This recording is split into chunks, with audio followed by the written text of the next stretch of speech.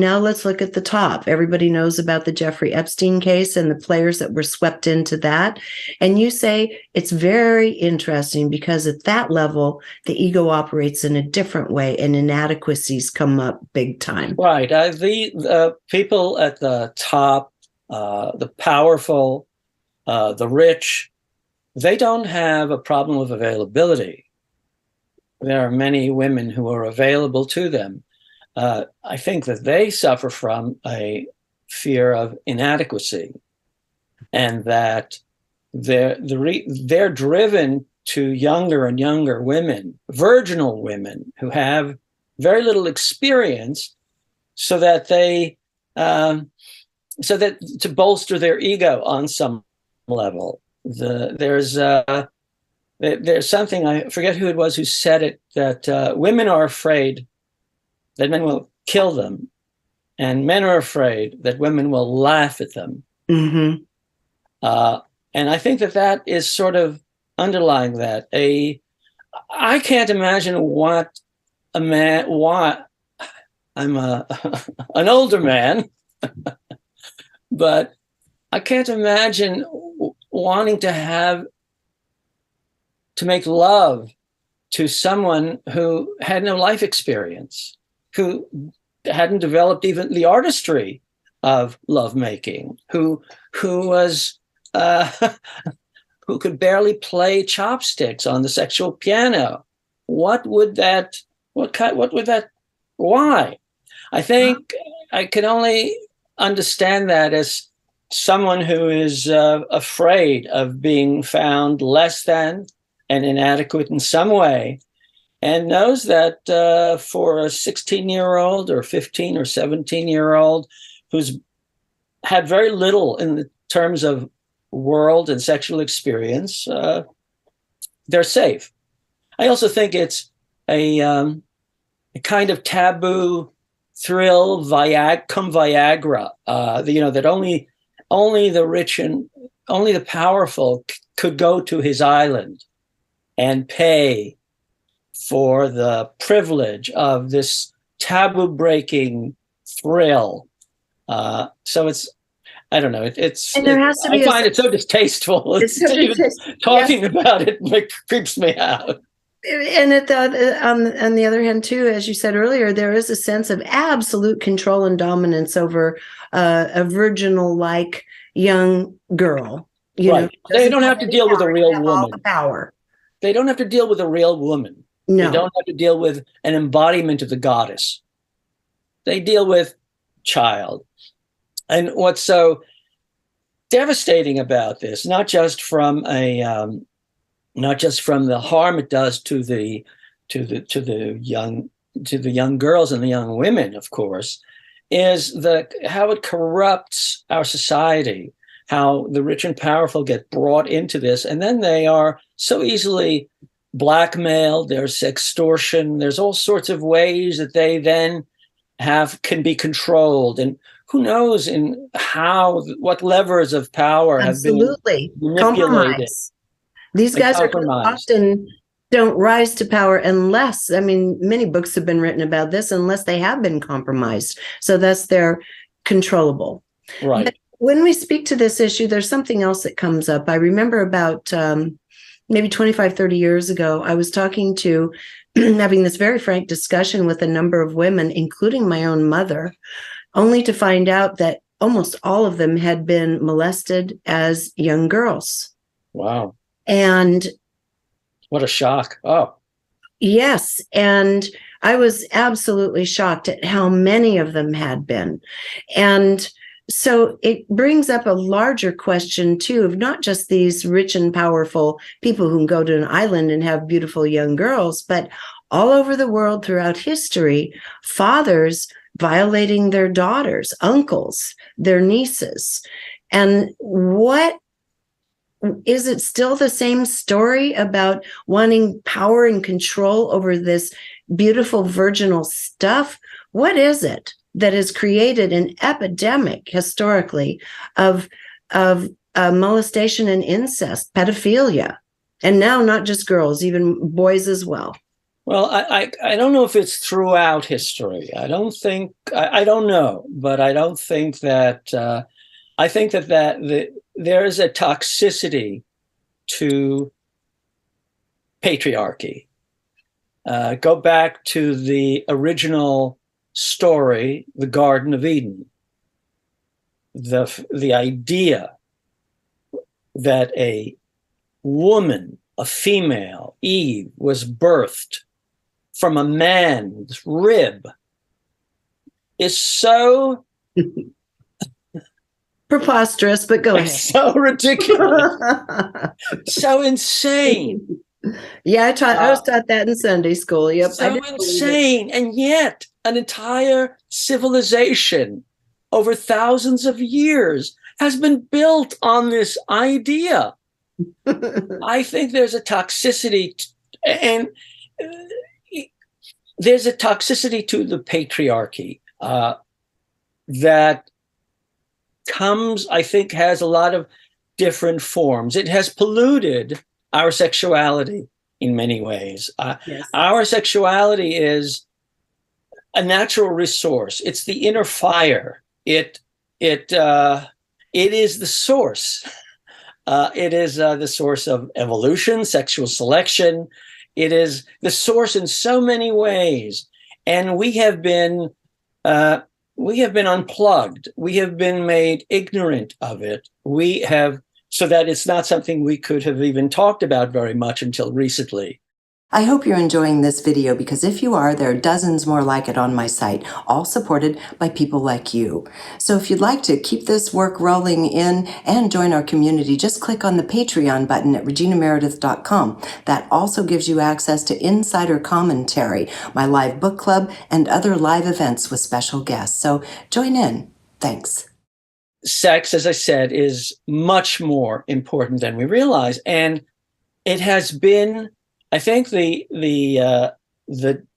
distortions of a woman being birthed from a man's rib, and of course the original sin of eating the forbidden fruit, which is code for sex. Not just sex, but the sexual mysteries that were practiced in the temples of the goddess before she was banished from heaven and slandered as the whore of Babylon. This toxicity and poison is part of, I think, what fuels. I agree. I think everybody watching this will agree with that.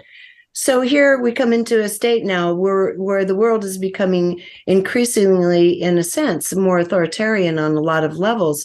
And we have the rise of much more conservative movements. I mean, just the reversal of Roe v. Wade and shutting down a woman's rights over her own body. This is the last gasp of the patriarchy. This is the last gasp. At the same time, protecting every kind of gun right, right to bear arms.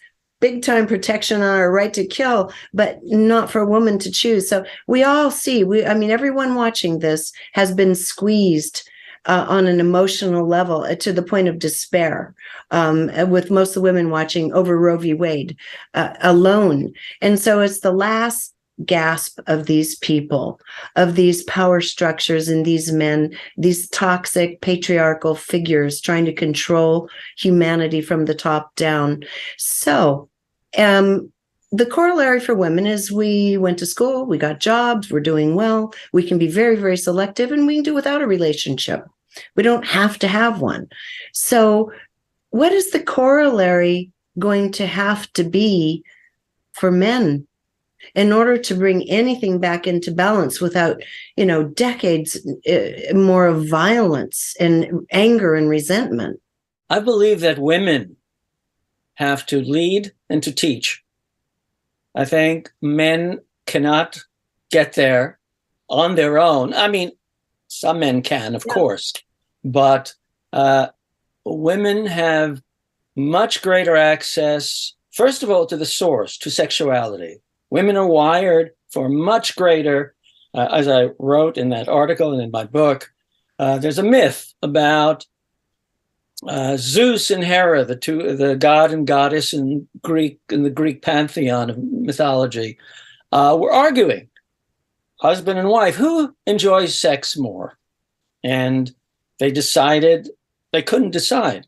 So they asked a figure by the name of Tiresias. He was a great prophet, but he had been for 7 years a woman. So they figured if anyone knows who enjoys sex more, it would be Tiresias. So they asked him, and he says, men experience 1/10 of what a woman does. And you just have to listen to anyone making love, any couple making love, and you can hear the difference. Women sing, and men grunt for the most part. Yeah, right. Women are doing arias, and men are kind of, grunting. Well, it's just a greater. So I guess what I'm trying to say is that I think that women, first of all, have to reclaim their sexuality. And I think that by reclaiming their sexuality, they will then be even more discriminating and begin to teach the men in their lives. And if the men want to be with the women, they will have to learn. Women have that superpower. They can, I brought up the story of Lysistrata, also a kind of ancient story, which seems quite relevant, especially when it comes to the abortion issue. Bette Midler tweeted, maybe we should do what Lysistrata did. Lysistrata was in the middle of the Peloponnesian War between Greece and Troy. She decided that she was going to organize the women of Athens to refuse to have sex with their lovers and husbands until the men laid down their arms and made peace.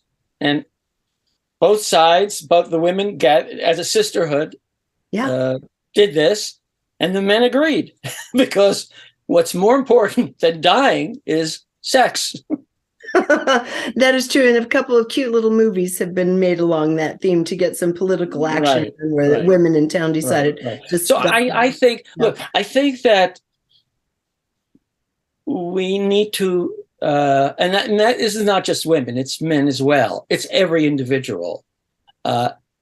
Freedom, sovereignty starts at the root. Sovereignty starts with our sexuality. Our sexuality has been hacked by patriarchy, by religion, by shame. We have this whole civilization has experienced a collective trauma of shame.